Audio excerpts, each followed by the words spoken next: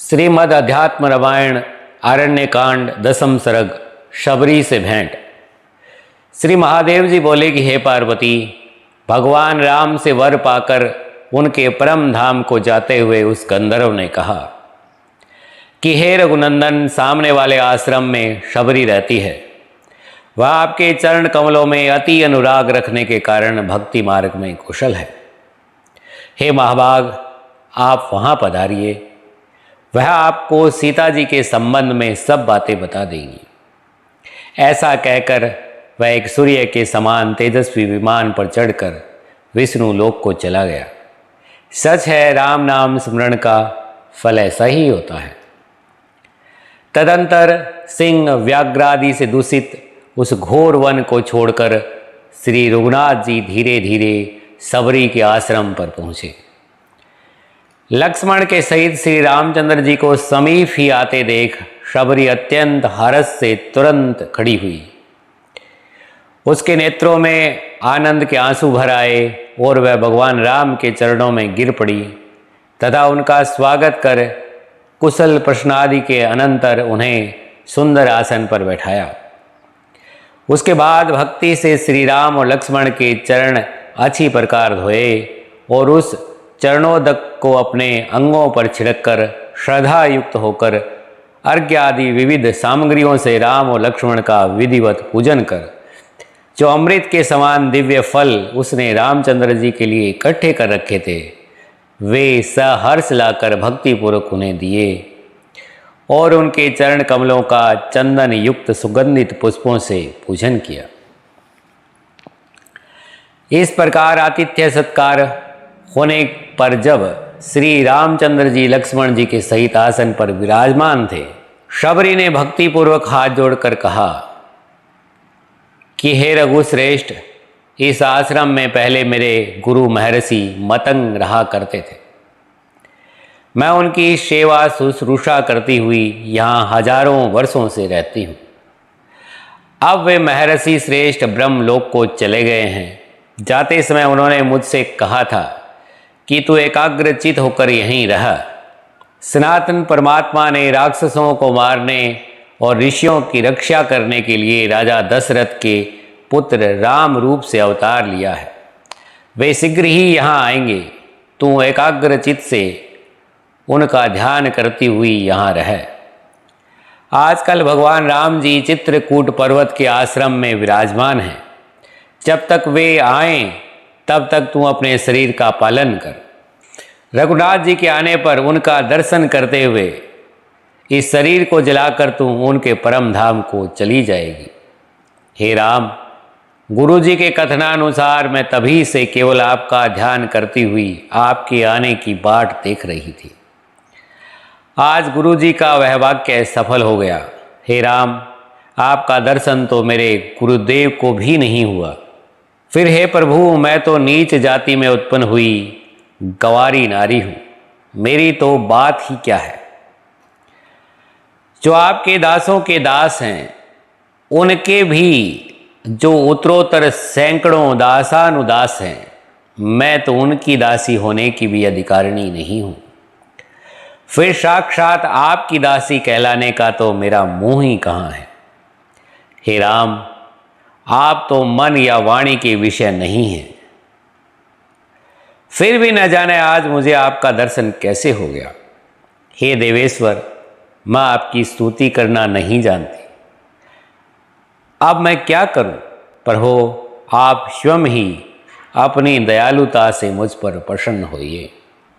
श्री रामचंद्र जी बोले कि पुरुषत्व, स्त्रीत्व का भेद अथवा जाति, नाम और आश्रम, ये कोई भी मेरे भजन के कारण नहीं है। इसका कारण तो एकमात्र मेरी भक्ति ही है।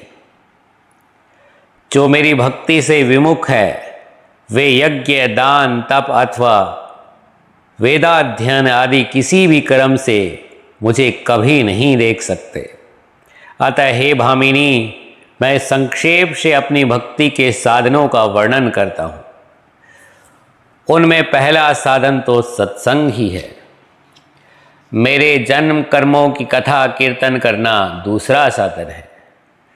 मेरे गुणों की चर्चा करना यह तीसरा उपाय है और गीता उपनिषदादि मेरे वाक्यों की व्याख्या करना उसका चौथा साधन है। हे बद्रे, अपने गुरुदेव की निष्कपट होकर भगवत बुद्धि से सेवा करना पांचवा, पवित्र स्वभाव यम नियमादि पालन और मेरी पूजा में सदा प्रेम होना छठा, मेरे मंत्र की उपासना करना सातवां साधन कहा जाता है।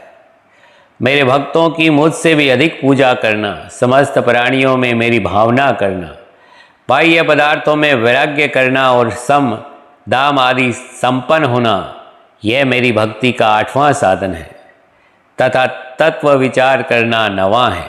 हे भामिनी, इस प्रकार यह 9 प्रकार की भक्ति है।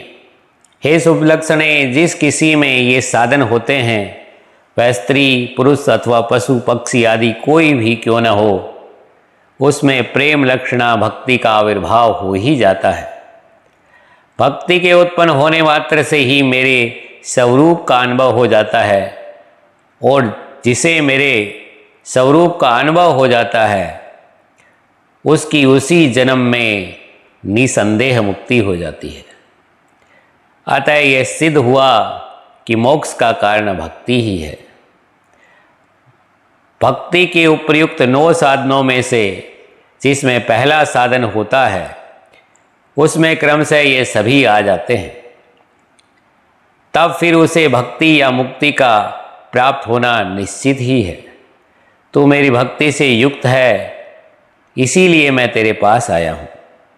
अब मेरा यह दर्शन होने से तेरी मुक्ति हो ही जाएगी, इसमें संदेह नहीं। यदि तुझे पता हो तो बता, इस समय कमल लोचना सीता कहाँ है? मेरी प्रिय दर्शना प्रिया को कौन ले गया है? शबरी बोली, हे देव, हे सर्वज्ञ, हे विश्व भावन, आप सभी कुछ जानते हैं, तथापि हे प्रभो, लोकाचार का अनुसरण करते हुए यदि आप मुझसे पूछते हैं तो इस समय सीता जी जहाँ है वह मैं आपको बतलाती हूँ। सीता जी को रावण हर ले गया है और इस समय वे लंका में हैं। हे राम, यहाँ से पास ही पंपा नाम का एक सरोवर है, उसके समीप ऋष्यमुख नाम का एक बहुत बड़ा पर्वत है। वहाँ अतुलित पराक्रमी वानर राज सुग्रीव अपने भाई बाली के भय से सदा अत्यंत डरता हुआ अपने 4 मंत्रियों के साथ रहता है। ऋषि शाप के भय से वह स्थान बाली के लिए सर्वथा अगम्य है। हे प्रभो, आप वहाँ जाइए और उस सुग्रीव से मित्रता कीजिए, वह आपका सब कार्य सिद्ध करेगा। हे रघुनंदन, अब मैं आपके सामने ही अग्नि में प्रवेश करूँगी। हे राजेश्वर, हे भगवान, हे राम, जब तक मैं अपने शरीर को जलाकर आप विष्णु भगवान के परम धाम को जाऊं, तब तक आप एक मुहूर्त यहाँ और ठहरिए। श्री रामचंद्र जी के साथ इस प्रकार संभाषण करने के अनंतर सबरी ने अग्नि में प्रवेश किया और एक क्षण में ही समस्त अविद्याजन्य बंधनों को नष्ट कर भगवान राम की कृपा से अति दुर्लभ मोक्ष पद प्राप्त किया। भक्त वत्सल जगन्नाथ श्री राम के प्रसन्न होने पर क्या दुर्लभ है। देखो, उनकी कृपा से सबरी ने भी मोक्ष पद प्राप्त कर लिया। फिर श्री राम का ध्यान करने वाले पुण्य जन्मा ब्राह्मण आदि यदि मुक्त हो जाएं तो इसमें क्या आश्चर्य है। निसंदेह भगवान राम की भक्ति ही मुक्ति है। अरे लोगों, भगवान श्री रामचंद्र जी की भक्ति ही मोक्ष देने वाली है।